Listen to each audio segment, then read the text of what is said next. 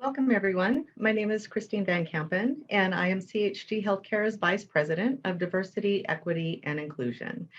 Thank you all for taking time out of your days to explore this important topic with us. Over the past year, businesses and organizations across the country have taken meaningful steps to create more inclusive workplace cultures. For some organizations, that has meant significantly expanding their existing efforts, while for others, it has meant taking the very first step. Healthcare is no different. In fact, no industry stands to make a greater impact as it directly affects health outcomes and quality of life in profound and lasting ways.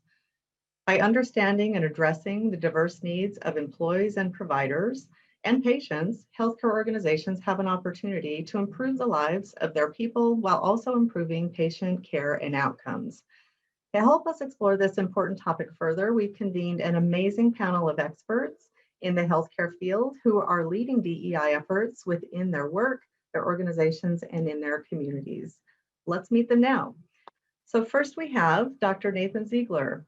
Dr. Ziegler is Vice President of Culture and Inclusion at Bon Secours Mercy Health. He is also a very mission-driven D&I leader with over 17 years of global professional experience. He has led diversity and inclusion, strategic planning, implementation, program design and training for large matrix organizations across multiple sectors such as healthcare, higher education, and business. Dr. Ziegler, welcome. It's nice to have you. Good to be here. Thank you. Great. Yeah. Next, we have Hannah Chady. Hannah is the Director of Physician Talent Management at Emory Healthcare in Atlanta, Georgia. Prior to working at Emory, she was the Director of Physician Relations at Jackson Hospital, where she spearheaded the launch of a new medical school campus on behalf of the hospital and served as liaison. She is active in the community and volunteers her time with several organizations, including the Air War College Junior League, Emerge Montgomery, and the Family Sunshine Center. Hannah, nice to see you. Welcome. Thank you. Right. And last we have Dr. Nicholas Vasquez. Dr. Vasquez is an emergency physician who currently works at Chandler Regional Medical Center and Mercy Gilbert Medical Center. In his past, he served as medical director of the emergency department at Banner Baywood Medical Center. He is also active in his community and currently serves as chair-elect of the Diversity, Inclusion, and Health Equity at the American College of Emergency Physicians, chair for Vitalist Health Foundation, and chair for the Health Impact Team for Valley Leadership, which focuses on food security and opioids in Arizona. Dr. Vasquez, thank you so much for being here. Thank you so much. It's a pleasure to be here. All right. Well, welcome, panelists. And clearly from your introductions, you're all very busy individuals. And so we're very grateful that you took time out of your busy schedules to talk with us today.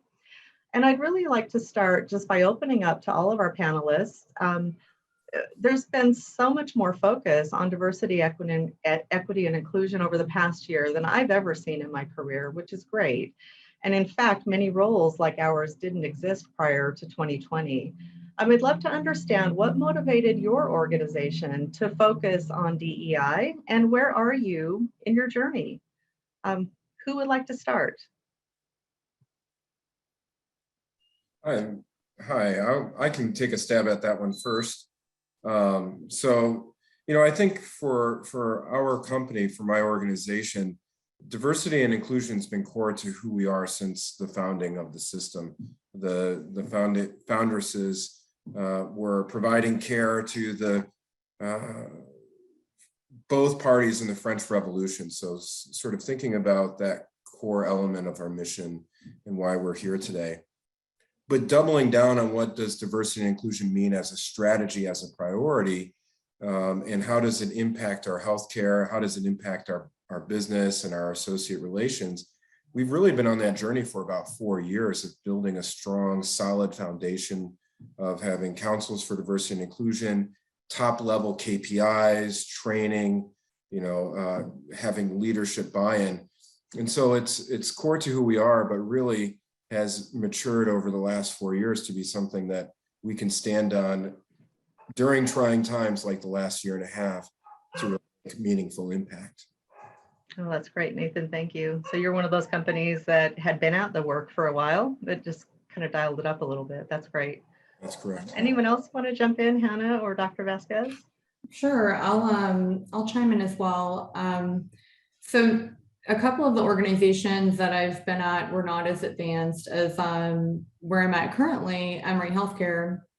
I moved here from Alabama earlier this year. And unfortunately, we weren't quite as far along as we are, not even close, as far along as we are here at Emory. I remember a conversation I had with my CEO 7 years ago. I had gotten to that organization and there was no diversity on the board.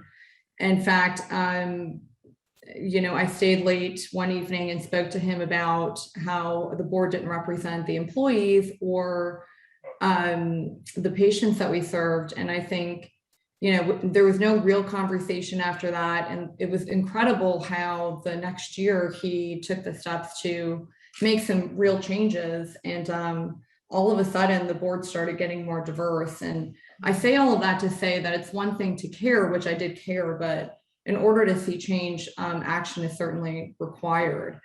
So as an individual, it's important to speak up and to know that you do have a voice in order to make an impact. At Emory, it's kind of a different, we're in a different space. So they have a diversity, equity, and inclusion vice president level officer.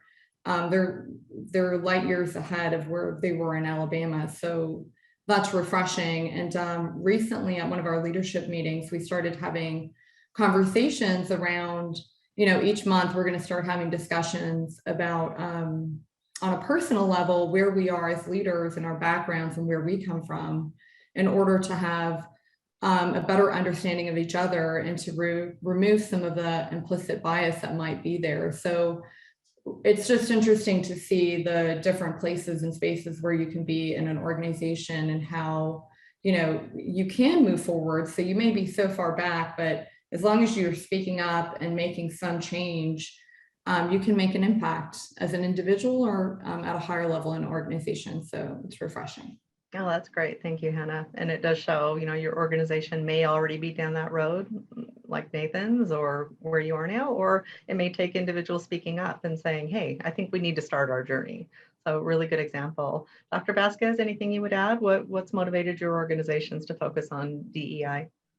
Well, I can only speak to my role as a board chair for Vitalist. Vitalist is a hospital conversion fund and a grant-making organization. And as such, we really had to think differently about how we go about making grants, issuing these grants and providing money. If all we did was say, this is the change we want to see, and we didn't engage with the communities, I don't think we'd get very far. And it turns out it's not just us. What I learned from grant makers in health is that most grant making organizations try to minimize the financial risk they take when they issue grants. And so it means that a majority of the dollars go to a minority of established organizations. So we had to get into the community, invite feedback, heard some stuff we were surprised to hear, and adjust to it to try to incorporate the reality on the ground in the communities we were trying to impact. Yeah, that makes sense. That's great. And by the way, you're actively involved in so many fronts. I don't know how you have time to do this webinar, so we're really happy to have you guys with us today. So thank you all very much for telling us a little bit more about your stories and where your organizations are in your journey. For our next question, I want to start with you, Nathan. And you're a very seasoned diversity, equity, and inclusion vet, right? You know that no matter where you are in your journey, this is complex work and it brings unique challenges. As you've reflected over the past year, what is one challenge that you successfully tackled? And why was it successful? What advice would you give to audience members that may be facing the same challenge? Well, it's a great question because I think there are a lot of things happening right now with DE&I. When George Floyd was murdered and the world sort of woke up to this horrific crime against humanity for the last 400 years, it really gave us an opportunity to deeply reflect on what are we doing in this space and how can we do it better. And, a lot of our D&I work, we had been doing bias training. We had stood up our councils for diversity and inclusion. We had established KPIs in this space. But we had to look deep at our strategy and say, how can we really zero in on racial justice and equity? How can we look at outcomes that are showing why we have higher mortality rates in African-American men than white men? Why are these things happening? Our first step, and something I'm really proud of, we acted very nimbly in building out a racial justice and equity response plan, where we established 3 of our 5 top-level KPIs for this year to hold our leaders and ourselves accountable. We implemented a bias and anti-racism training. So adding, what does anti-racism mean in the clinical setting? And we trained almost all of our director level and above leaders in that training in Q3 of 2020. So almost 1,500 leaders. And then we put up a racial justice and equity resource center, because we realize that this is deep work. One training isn't going to do the trick. We need to have a place where people can continually learn and reflect and engage with the material and with themselves in this space. And then probably the thing I'm most excited about or most proud of in this work was a survey that we did for our Black, Brown, Indigenous associates that asked 70 questions about their experience, and we compared that to our white associates.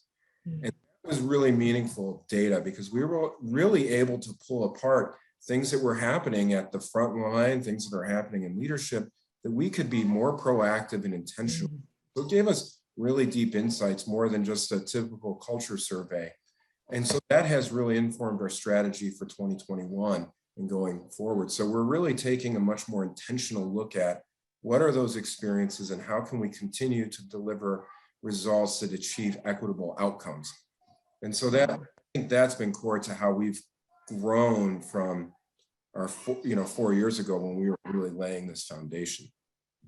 Well, that's fantastic, and congratulations. That sounds like a really, really good work and some pretty taxing sort of environments that you were working through. So very, very well done. And just to build on that, I mean, as you reflect on implementing that work, what advice would you give our audience members? I mean, you're certainly not the only organization trying to figure out how to do this. What would you share with those that haven't taken that step just yet? What did you learn, and what would you recommend that they consider?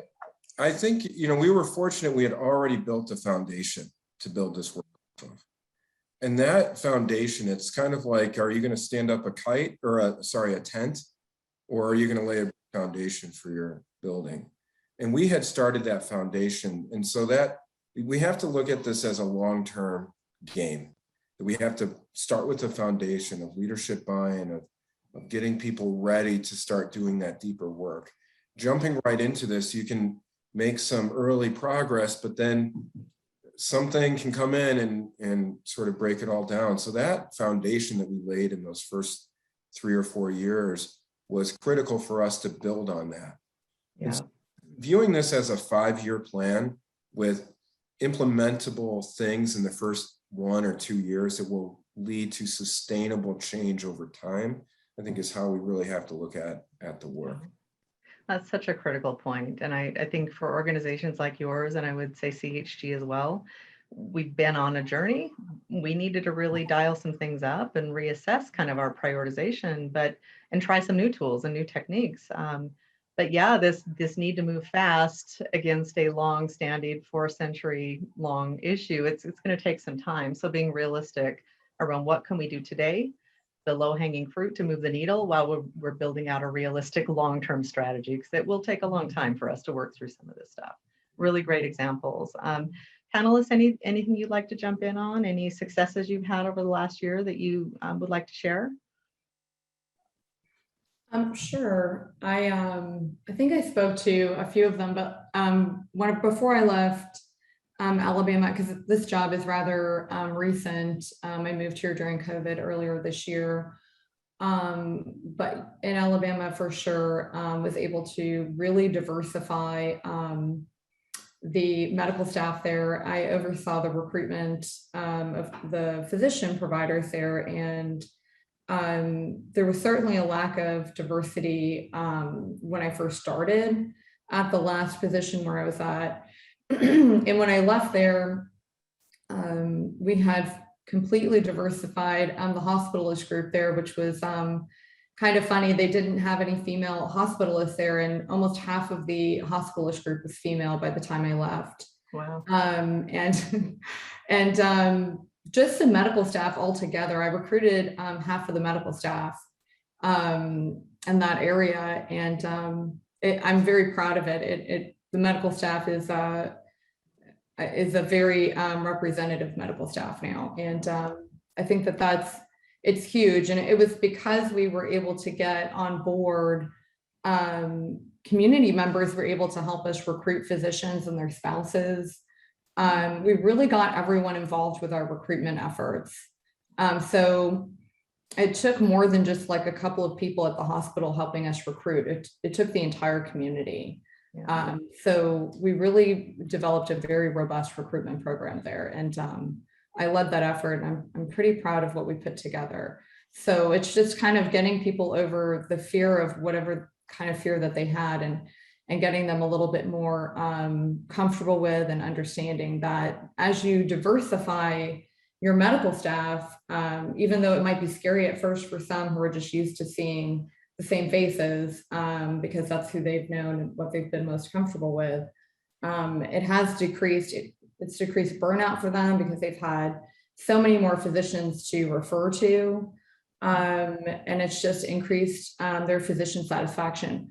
The physician satisfaction scores before I left there were the highest that they've ever been. Wow. And that hospital was in place for about 75 years. So.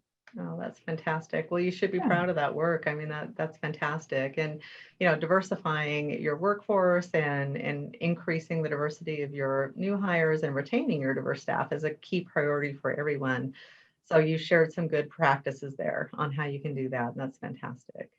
Dr. Vasquez, anything you would add? Any successes over the last year you're particularly proud of? I think it's mostly the opportunity I've had to speak with Valley Leadership. When we talk about healthcare and the roots of some of the health disparities that we see, I think the message that's been most effective for us in Valley Leadership to share has been how deep these roots go. So specifically, I'll tell folks that there are some people born with advantages. Those advantages are they have two loving parents or a loving household. They learn to read before kindergarten, and they're proficient with reading before fourth grade. And if they have those advantages, they have a lifelong leg up. And if you phrase it that way, it takes out a lot of the morality feelings that some people have that folks are choosing otherwise. For example, that point in fourth grade, if you're proficient at reading in fourth grade, you're more likely to get a job and be self-sufficient. If you aren't, you're more likely to be on welfare or go to jail. And it's quite stark. And once you can really kind of highlight that where the roots of these things are, people kind of start to understand that the problem isn't just, oh, I need somebody else on my board, but rather we need community change. And I think that's been the most successful for us at Valley Leadership.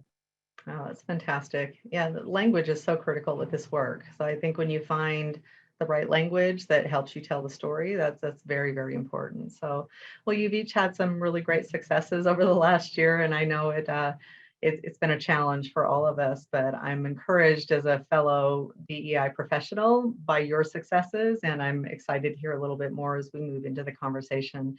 Hannah, you touched on this a little bit, but I want to go a little bit deeper. So your role is in physician talent management. And of course, that means you're continually focusing on a large number of issues that face healthcare organizations. When you think about diversity, equity, and inclusion specifically, how do you see that engaging and increasing satisfaction of providers? You touched on it a little bit, but tell us more. What's the effect on the provider experience when a company or organization focuses on this work? I can only speak to it from the experiences that I've had specifically, and that was just around because I was the one who actually oversaw the physician satisfaction as well for that 7 years and 7.5 years or so.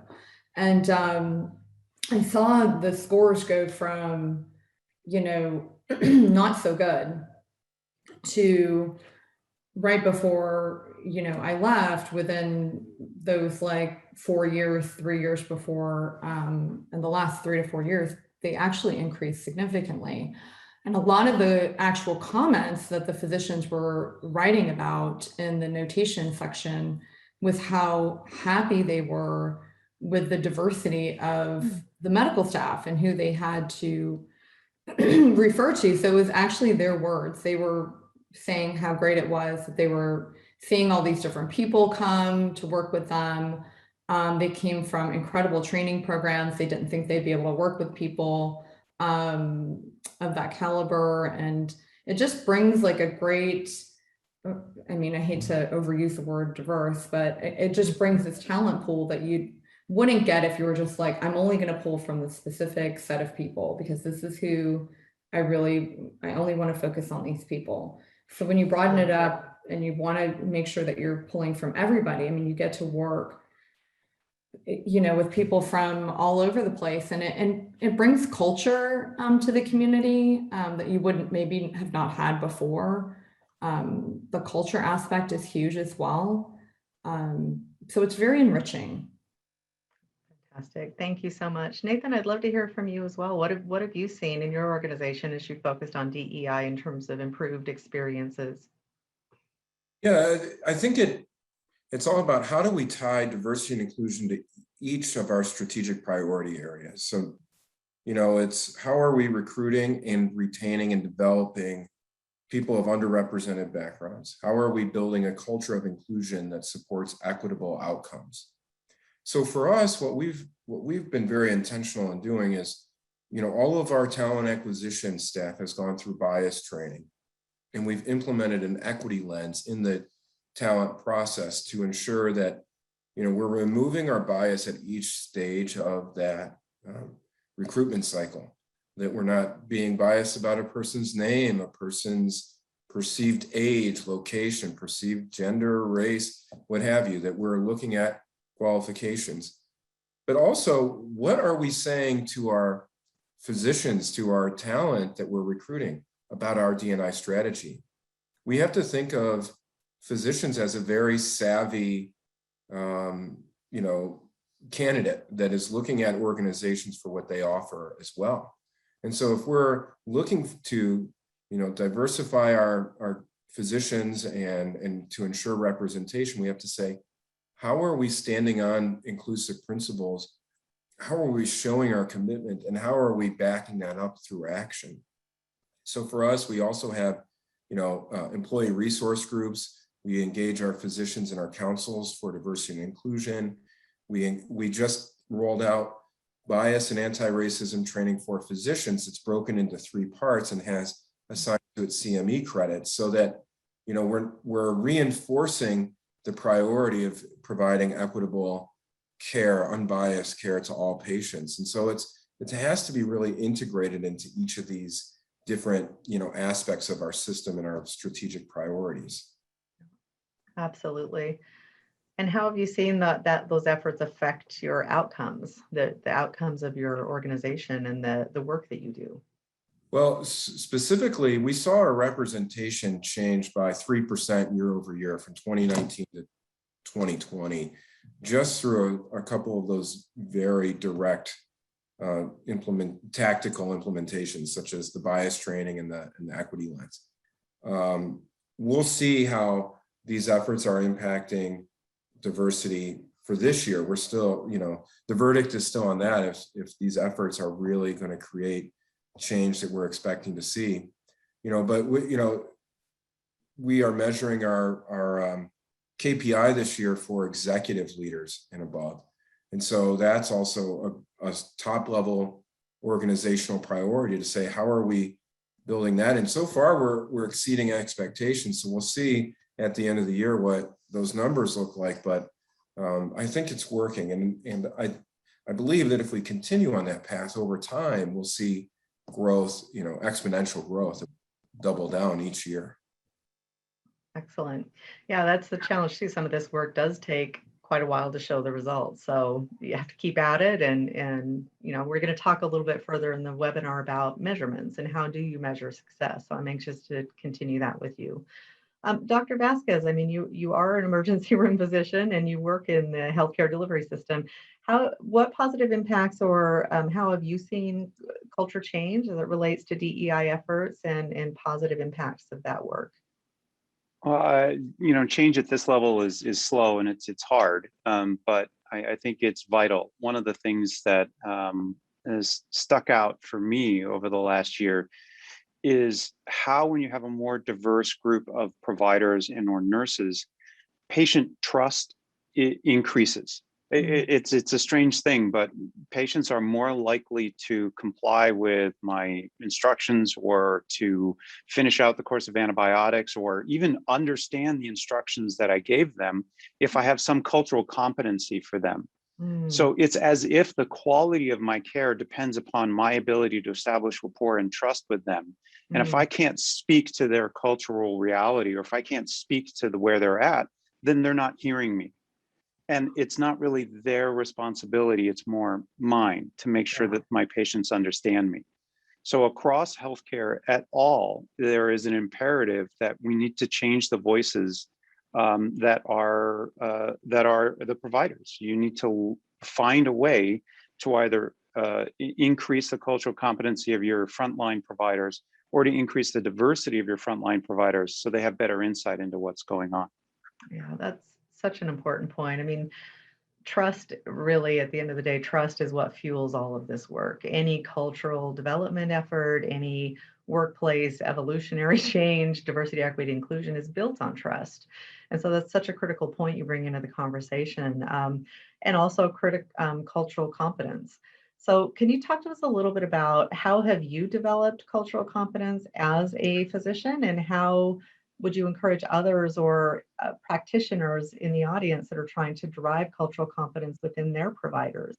What are some examples or steps that people can take to develop that cultural competence to build patient trust?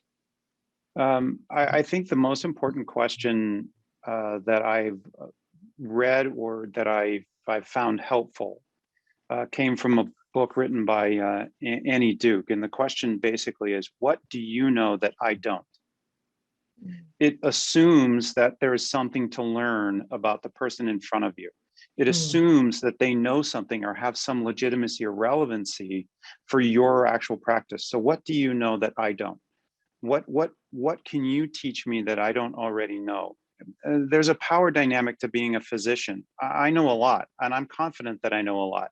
But if I'm confident that I know a lot more than my patient, then there's a power differential that I'm not hearing what they're telling me. So what do you know that I don't? That's number one.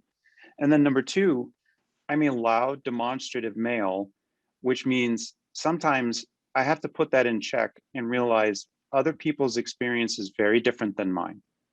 Other people experience the world very differently than I do and might go to places with a different set of expectations than I might have.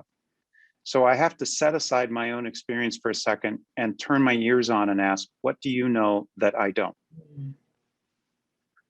Yeah, that's powerful. I mean, it's humility, and it's being curious and genuinely wanting to understand other people and their experiences.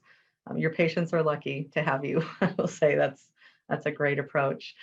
Nathan, Hannah, anything you would weigh in on how do we develop greater trust within our organizations and with our patients and providers? I think I spoke to this earlier, but it goes back to making sure that from the top that people are getting to understand what their biases are. And I think Dr. Vasquez just mentioned this as well, like just understanding like who you are, what your biases are, and working through those. And then, understanding a person for who they are and working with that. It's incredible how he just explained working with that patient and the patient's being culturally competent and how that patient's going to trust you in return. I think that translates over to, working with your team members. And certainly we're doing that on the leadership front, where we're getting to know, we're becoming culturally competent, getting to know about each other and our backgrounds so that we can treat each other, not just with more respect, but I guess just know each other and treat each other differently. Like, I hate to use the word culturally competent again, but to just understand each other and to treat each other without that implicit bias being in play. Yeah. And Nathan, you've done quite a bit in this space, it sounds like. I mean, what have you learned as you've delivered bias training? Any surprises, any course corrections you've made, any insights that you can share with the rest of us that may not have as much experience in this space? Yeah, I mean, I think there's a core thing I want to draw upon that Dr. Vasquez and Hannah mentioned, and that's starting with yourself and showing humility and grace in the process. And I think as a trainer, as a leader, we can demonstrate what it means to be vulnerable, to share our experiences, and mistakes are your best friend in this area. A lot of times we aim for perfection, but if we pay attention to the things that we don't do right and ask ourselves, where's that coming from? How can I be better? Because we all have biases, full stop. And it's how do we reflect on those? How do we reduce the impact on our behavior going forward that we can really change our behavior? And I think that if we start to practice that, that change in behavior becomes automatized, just like anything else. So if you're doing it over and over and over again, you stop doing those unconscious bias things that might be, offensive or may not treat people the way they want to be treated. So we practice what's called the platinum rule. You've heard of the golden rule, which is do unto others as you'd have done unto you. We say the platinum rule is taking it a step further. It's treat others how they want to be treated and find out what is it that you need. How can I help you? As a care provider, I'm not a clinician. I don't know what it means to treat patients. But as an associate, I would say, what is it that you need? So here's a quick example. We had a team member who was Muslim, and it was in the middle of Ramadan, and we were traveling, and we would have these team dinners before, our next training the next day. And so we sat down and I said to her, when would be a good time for you to meet? Because I know that for me, dinner time is at 6 p.m. every day. She said, for me, it would be 10:30. So instead of meeting right after, at 6:30 to do our team dinner, we just rested and met at 10:30. It was just pivoting one thing and asking what she needed to be included. And then we're having dinner. She's able to enjoy her meal, and we're able to strategize and get ready for our date the next day. So it's just small pivots that we can make to our own awareness and to how we ask questions of other people. Yeah, it's a wonderful example, and I'm smiling. But I remember when I first saw the platinum rule, it was such an aha moment, because you're right. We operated from this space of, well, what would I want done, or how would I want to be treated? But this is a paradigm shift with the platinum rule. It's not about how I would want it. It's what's important to you, and how can I meet you where you are, and what your preferences are. So I think it's a subtle, but it's a powerful shift. And I think what I've heard from each of you is the common thread through this is awareness and humility and compassion. And those are all just fantastic characteristics that will help us all create a more inclusive and positive environment for ourselves and our people. I'd love to just quickly follow up on that. That is so powerful in the emergency department, and in really dealing with a lot of people in healthcare. If we're on this webinar, all of us had those advantages that I talked about, and most of our patients will be people who didn't. And just the frame shift of understanding their needs are far more basic and more immediate. And to try not to be judgmental about what their needs are is really hard for some providers. It's just something to be aware of. Yeah, in fact, I think, Dr. Vasquez, I want to just build on that point. I mean, as you mentioned, you're both an emergency room physician on the front lines, but you're also a leader in advocating for improved DEI focus and outcomes in our broader healthcare delivery system. So I'd kind of like to just expand a little bit with you here on this topic and learn from you. What have you uncovered in some of your research in this space? And then more importantly, kind of what role does leadership play?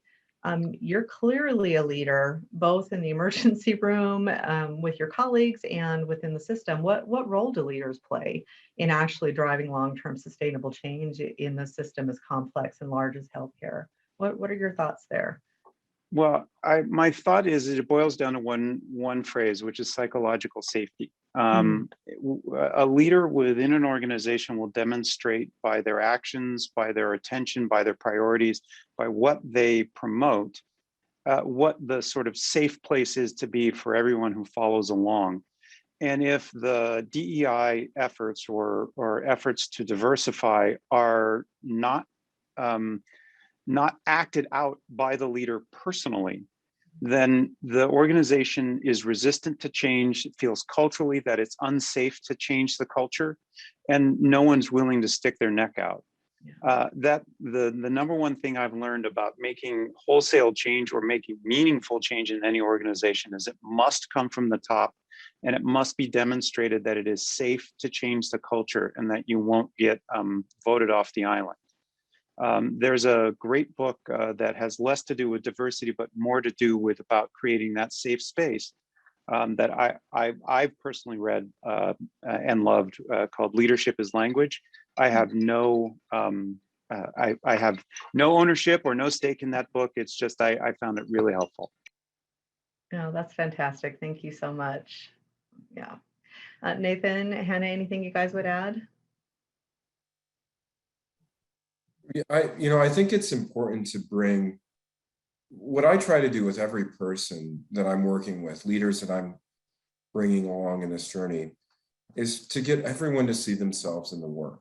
And that's by saying, okay, here's the data, here's where the disparities are. We're not going off of our gut. We're really going to make informed decisions that we need to take as leaders, as a system, on how we address inequities. Let's start there. Let's not make assumptions of a person's background. A lot of times we alienate people in this conversation by making assumptions of a person's insights, backgrounds, identity, what have you. So when we sit at the table and we start talking about D&I, well, you clearly don't know, or you clearly do know, and we start to tokenize and we start to label, asking open-ended questions and inviting people into the conversation. And with leaders, I think it's really important to, again, like Dr. Vasquez said, create psychological safety, create an environment, a culture of trust. But trust starts with us as the leader. We have to pave the way. We have to be vulnerable. We have to share the things that the mistakes we've made. Even as a D&I leader, I share, here's something I just did 3 weeks ago. Here's something that I paid attention to and realized I need to fix this behavior. This is ongoing, it's a journey, and it's not an end game. We're not racing to the finish. We're really trying to build that muscle, and we practice over and over and over again what these things are. And once we start to see D&I as core to, we use the analogy, diversity and inclusion for us is a vitamin, not an antibiotic. If we think of it as when we're sick, we get an antibiotic and we go on, right? We check the box. But if we think of it as a vitamin, it's prevention, it's health. It helps the body work in concert with itself. So D&I is a vitamin. It's something that we take daily, something that we exercise, that we see as essential nutrient to a healthy body, organization, patient, associate, clinician, what have you. That's powerful. I may or may not steal that analogy. So that's a really, really great way to frame sort of the ongoing nature of this work and its importance to the overall health of your culture and your organization. So very, very well put. I want to chime in and say one quick thing. When I answered the first question and I talked about speaking up and how important it is, instead of just caring, you have to actually take action in order to see change. If you don't have a safe environment, like Dr. Vasquez was speaking, it actually just reminded me of the way I felt and how I stayed late until 6 or 7 o'clock at night to get the CEO by himself to talk to him. It was certainly not a safe place. And being voted off the island is a great analogy to use. Certainly felt like you could be voted off the island. And unless you create a culture at a workplace of being safe to speak up and to say when there's something that feels uncomfortable and that there is a problem, then you're not able to make change. So, I was stepping out on a limb by going to talk to this person, but not everybody's going to feel comfortable to do that. And it does start, like Nathan said, from the top down. So if you don't have the leadership who's willing to invest in these initiatives and culture change, then it's going to be very difficult to move the organization forward. So I just wanted to kind of piggyback off of what they were saying, because I thought about my response earlier, and certainly the environment didn't feel safe to speak up. And to Nathan's point, there wasn't like this cultural shift or sense of acceptance to even the DEI movement from the top. So, hopefully they'll get there someday, but certainly all organizations are at a different place in their journey. So, yeah, and I'm glad you circled back to that. I mean, because the reality is, it's often the case that you may be in an organization that the top of the organization doesn't necessarily prioritize or value or lean into DEI or culture more broadly, and it puts you in a difficult position sometimes as an employee. If you're passionate, you really either need to demonstrate the courage to try to influence your organization and be prepared to take those consequences, or frankly, like I did in my case, coming to CHG, find an organization that did value the same things I did. But yeah, as individuals, you have to kind of sometimes have the courage to speak up, knowing that it may come with some consequences. So I'm glad you circled back on that, Hannah. So we've talked about quite a broad range of topics on diversity, equity, and inclusion in healthcare. And I'm just so thankful again to each of you for such a rich discussion, and you each bring such broad, interesting perspective to the table. So I want to open this last question up to all of you. As we discussed, driving long-term sustainable change is difficult work, and it requires commitment, it requires transparency.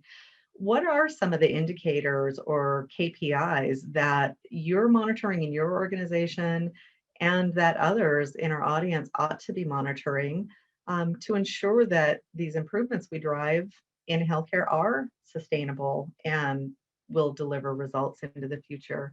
How are you looking at data and metrics to monitor your progress and success? Nathan, maybe I'll start with you. It sounds like you may be further down the road.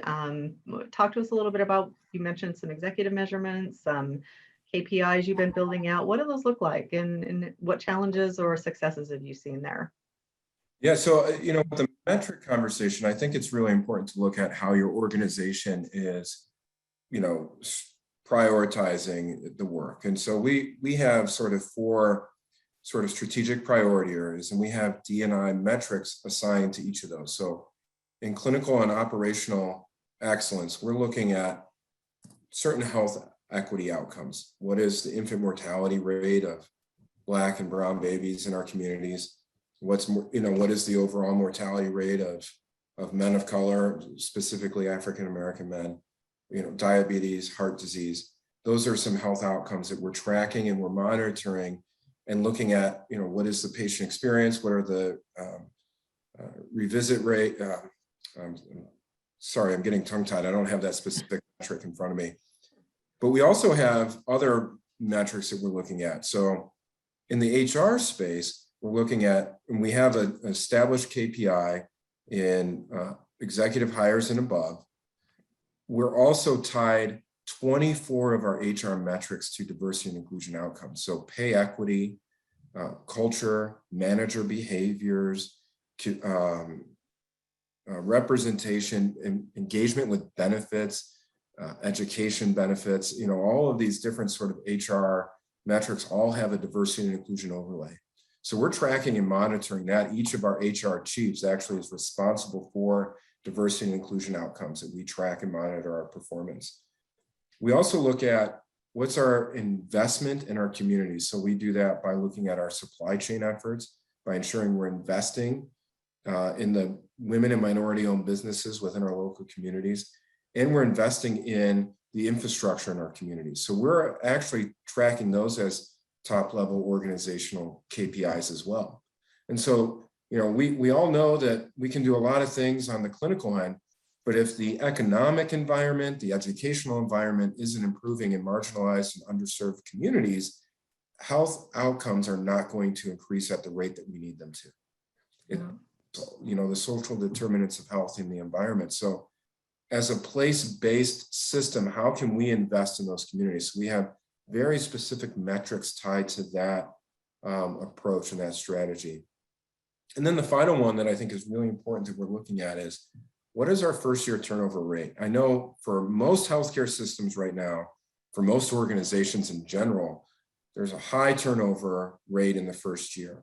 But we also want to look at, what does that turnover rate look like for our associates of color, our clinicians of color, and what is happening in their experience that is causing them to leave at a higher rate? And so we have to drill down and say, we're measuring that, we're holding ourselves accountable there, because we want to close that gap and say, you're just as welcome here as every other person. We're going to make sure that you have the kind of experience that you'll see yourself growing in this organization. And so, really tying it to all of those strategic priority areas has been really critical for us. It's ongoing, it's long-term, and we're tracking it, but I think that's been a core part of our strategy, is really baking in metrics that are holding all of our leaders accountable for the work. Yeah.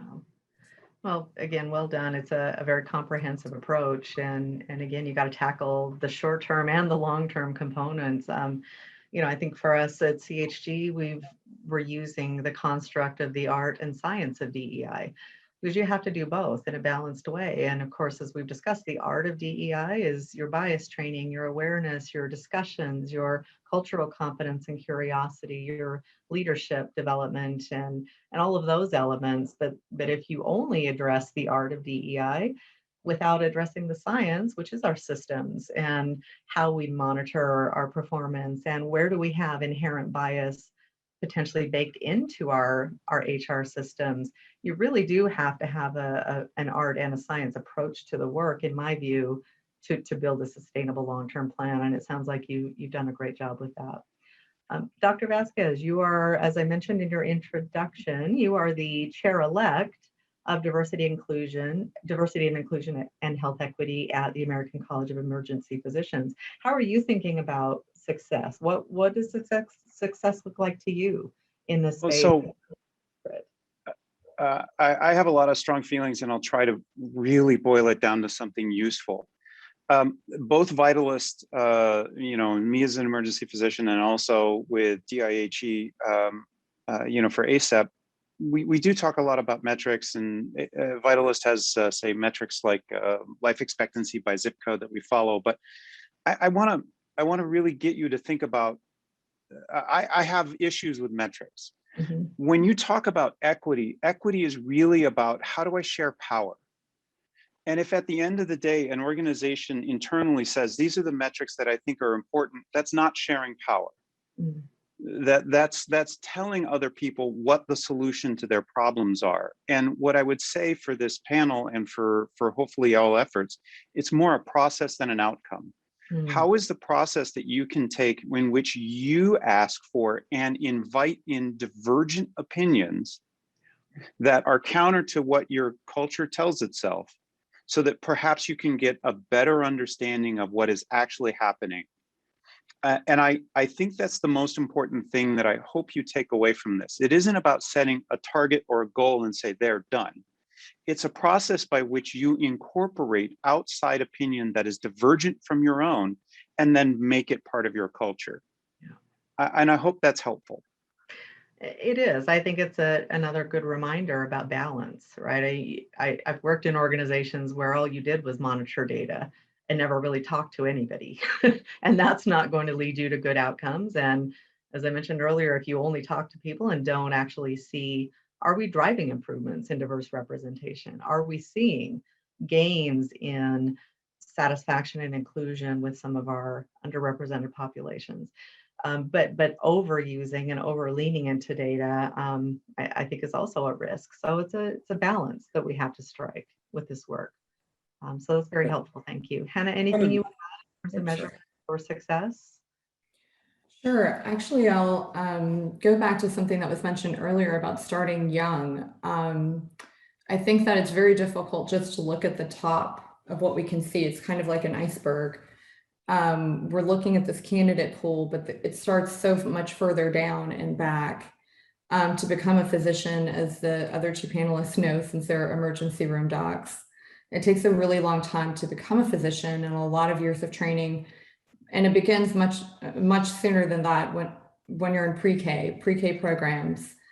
In order for us to get a diverse pool of candidates to pick from, it starts when you're a child. What opportunities do these diverse candidate pools have when they're children? Were there STEM programs available, or programs and opportunities like that?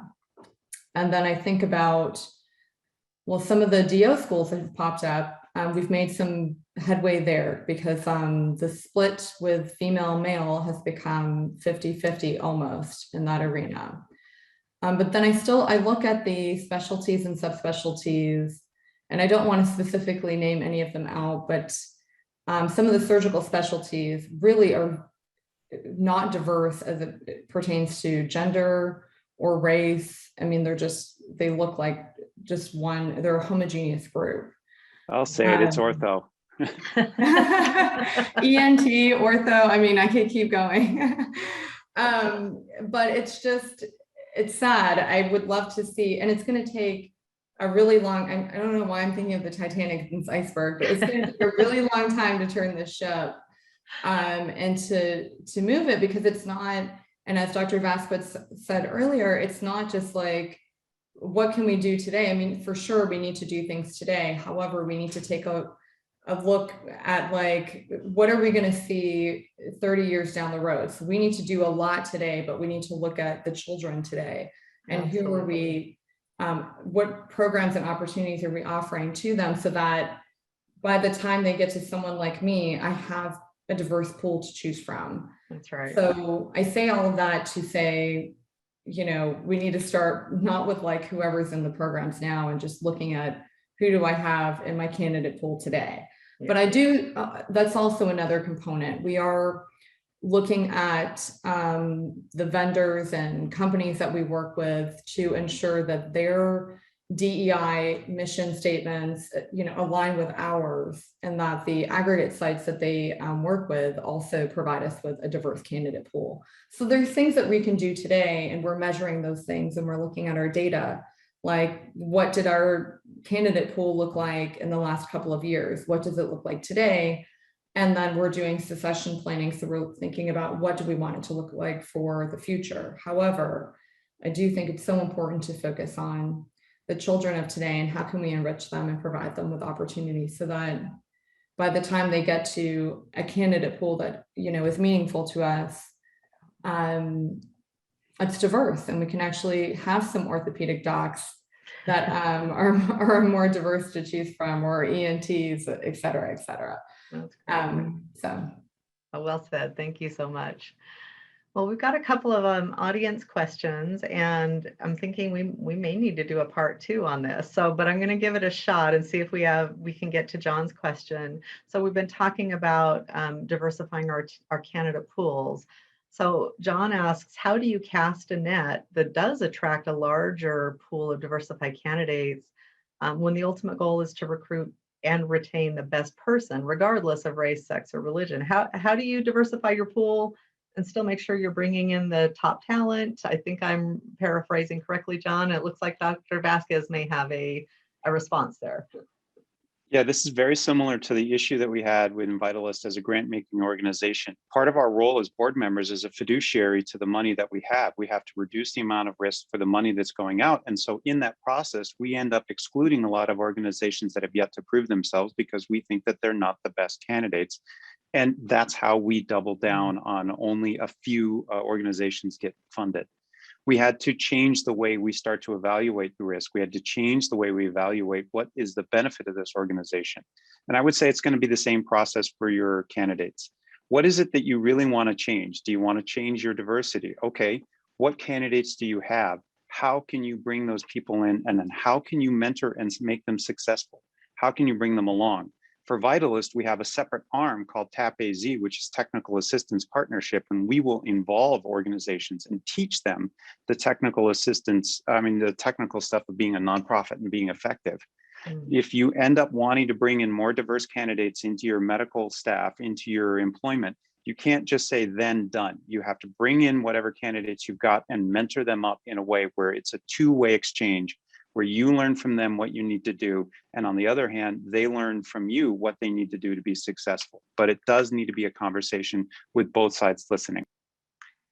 Well, there was an enthusiastic yes from the audience in the chat. So I think you hit that point nicely, Dr. Vasquez. And unfortunately, we're up on time. I wish we could continue talking for another hour. This has been a really, really good discussion, and you've each brought such important points and experiences to the table.